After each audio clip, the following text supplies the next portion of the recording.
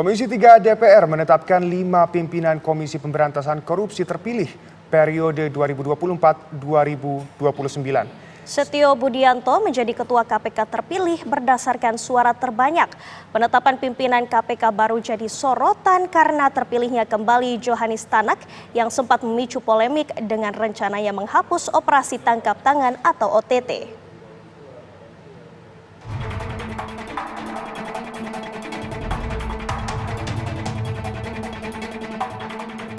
Komisi 3 DPR menetapkan 5 pimpinan KPK terpilih periode 2024-2029 dalam rapat pleno. Pemilihan dilakukan secara voting oleh 48 anggota Komisi 3. Pemilihan dilakukan setelah Komisi 3 DPR menggelar uji kelayakan dan kepatutan terhadap 10 calon pimpinan KPK. Kelima pimpinan KPK terpilih yaitu Setio Budianto, Fitroh Roh Cahyanto, Ibnu Basuki Widodo, Johanis Tanak, dan Agus Joko Pramono. Setio Budianto terpilih menjadi Ketua KPK dengan mendapatkan 46 suara. Dari 5 orang pimpinan KPK terpilih tersebut, pimpinan mendapatkan persetujuan quorum. Apakah saudara Setio Budianto dapat dipilih dan ditetapkan sebagai Ketua KPK masa jabatan tahun 2024-2029? Jadi ini setuju untuk 5 orang terpilih sebagai anggota, wakil ketua 4, 1 ketua Setio Budianto ya. Penetapan pimpinan KPK juga disorot karena terpilihnya kembali Johanis Tanak yang berencana menghapus operasi tangkap tangan. Dalam uji kelayakan, Tanak menyebut operasi tangkap tangan tidak tepat dilakukan. OTT menurut hemat saya kurang mohon izin, walaupun saya di pimpinan KPK saya harus mengikuti, tetapi berdasarkan pemahaman saya OTT sendiri itu tidak pas, tidak tepat. Karena OTT terdiri dari operasi tangkap tangan. Operasi itu menurut Kamus Bahasa Indonesia dicontohkan adalah seorang dokter yang akan melakukan operasi. Tentunya semua sudah siap, semuanya sudah diperencanakan. Sementara pengertian tertangkap tangan menurut KUHP adalah suatu peristiwa yang terjadi yang seketika itu juga pelakunya ditangkap dan pelakunya langsung menjadi tersangka.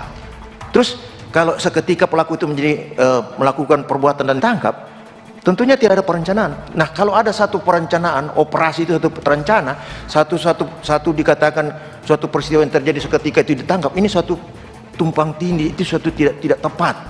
Seandainya saya bisa jadi, mohon izin, jadi ketua, saya akan tutup close karena itu tidak sesuai dengan pengertian yang dimaksud dalam KUHP.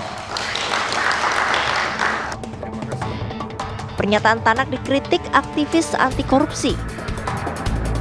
Operasi tangkap tangan dianggap tetap perlu terutama untuk mengungkap kasus suap. Nah, kalau ini nanti akan tetap dijalankan ketika menjabat, menurut saya bahaya sekali. Mengapa? Karena di dalam KUHP itu nyata. Tangkap tangan itu adalah istilah hukum, sedangkan operasi itu adalah istilah populer untuk menjelaskan adanya bentuk-bentuk persiapan.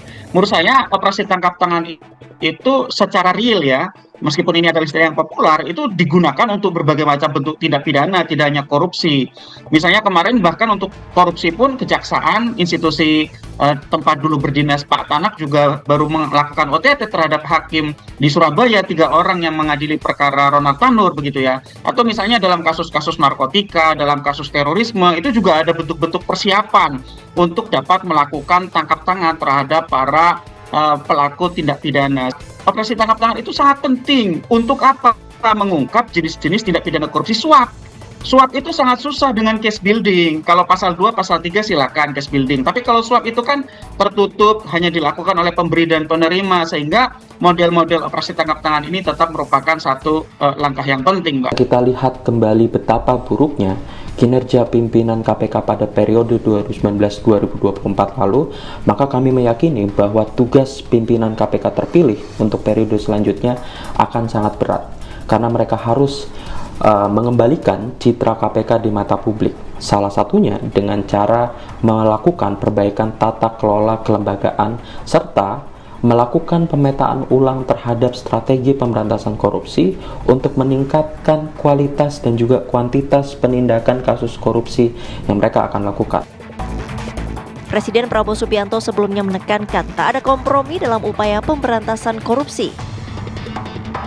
Kita tidak akan kompromi dengan korupsi. Mungkin saya akan cek kembali anggaran, saya akan sisihkan anggaran khusus untuk pemberantasan dan pengejaran koruptor ini.